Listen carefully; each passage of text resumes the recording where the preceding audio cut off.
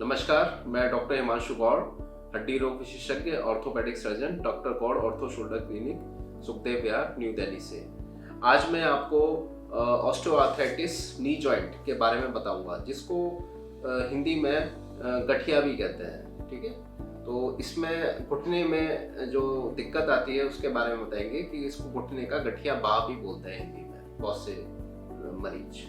तो इसमें आपको जैसे ये हमारा घुटने का मॉडल है, ये आप सामने देख रहे हैं। ठीक है, तो इस मॉडल में आप देख रहे होंगे ये जो एक कवरिंग दिख रही है अलग से, इसको हम कार्टिलेज बोलते हैं। बहुत से मरीज इसको आम भाषा में ग्रीस बोल देते हैं। ठीक है, इसको हम कार्टिलेज बोलते हैं। तो ये जो है धीरे धीरे जो है जैसे जैसे आपकी एज बढ़ती है या फिर किसी और भी कई कारण हो सकते हैं, तो इसमें धीरे धीरे से क्या होना स्टार्ट हो जाता है, इसमें से धीरे धीरे ये घिसने लगती है।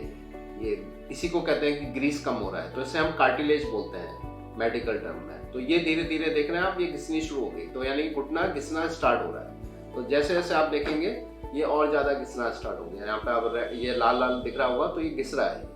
और देखेंगे एडवांस स्टेज पे आएंगे तो ये काफ़ी ज़्यादा घिस जाता है, ये देख रहे होंगे आप। ठीक है, तो कुल मिला के क्या होता है, इसमें घुटना घिसना शुरू हो जाता है, जिसको हम डीजनरेटिव ऑस्टियोआर्थराइटिस बोलते हैं। तो ये जो है ज़्यादातर जो ये गठिया बाह होती है, ये उम्र के साथ आती है, एजिंग के साथ आती है। जैसे जैसे आपकी उम्र बढ़ती है तो हमारे शरीर में बदलाव हो रहे होते हैं, इसी तरीके से हड्डियां में भी बदलाव हो रहे होते हैं। लेकिन कुछ मरीजों में ये जो परेशानी है कम उम्र में भी आ सकती है। तो कम उम्र में अगर हड्डियां घिस रही हैं तो उसको हम बोलते हैं सेकेंडरी ऑस्टियोआर्थराइटिस। सेकेंडरी का मतलब क्या है कि यानी कि कुछ ऐसे कारण हैं जो हमारे जॉइंट्स में कुछ ऐसी, हमारे जोड़ों में कुछ ऐसी चीज़ें हो रही हैं जिससे कि वो तेज़ी से घिस रहे हैं। तो क्या चीज़ें हो सकती हैं वो, जैसे कि यूरिक एसिड का बढ़ना।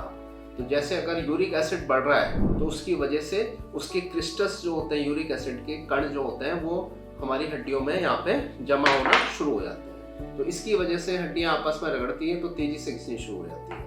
तो यूरिक एसिड एक बहुत प्रमुख कारण है हड्डियों का तेज़ी से घिसना, घुटने की हड्डियों का। दूसरा कारण क्या हो सकता है, आर्थराइटिस, जैसे बोलते हैं रूमेटॉइड आर्थराइटिस, गठिया बाह। इसकी वजह से भी घुटना तेजी से घिसता है। तो ये रूमेटॉइड आर्थराइटिस जो होता है, इसमें आरए फैक्टर हम कराते हैं, एक टेस्ट कराते हैं, ब्लड टेस्ट होता है आरए फैक्टर, या एनटीसीसीपी करके टेस्ट होता है। तो अगर कहीं ये पॉजिटिव आता है तो ये कम उम्र में भी आपका घुटना तेजी से घिस सकता है।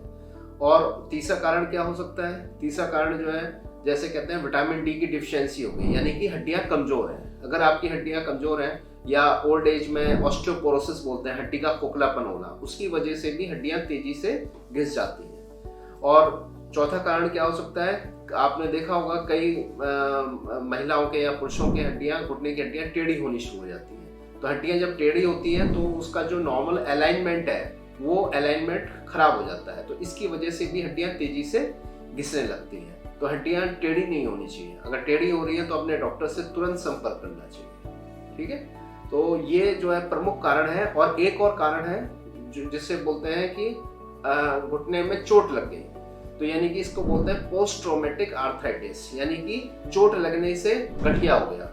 तो बहुत से मरीजों को ये पता नहीं होता है कि घुटने में चोट लगी है, तो चोट लगने से भी गठिया बाह तेजी से हो सकता है। तो चोट लगे तो उसके लिए अपने डॉक्टर से संपर्क करना चाहिए। अगर आपके घुटने में कभी चोट लगी, जैसे स्पोर्ट्स इंजरी हो गई, खेल कूद में चोट लग गई, या वैसे एक्सीडेंट हो गया या गिर गए, तो उसकी वजह से भी गठिया बाह तेजी से हो सकता है। तो ये चीज़ें जो है आपको ध्यान में रखनी होती हैं। तो ये मैंने जो आपको इस वीडियो में बताया, ये मैंने आपको गठिया बाह यानी कि ऑस्टियोआर्थराइटिस होने के कारण क्या क्या हो सकते हैं घुटने के, वो मैंने आपको कारण बताए हैं। ठीक है, अब नेक्स्ट वीडियो में हम आपको क्या इसके लक्षण होते हैं गठिया बाह के, वो हम आपको बताएंगे। धन्यवाद।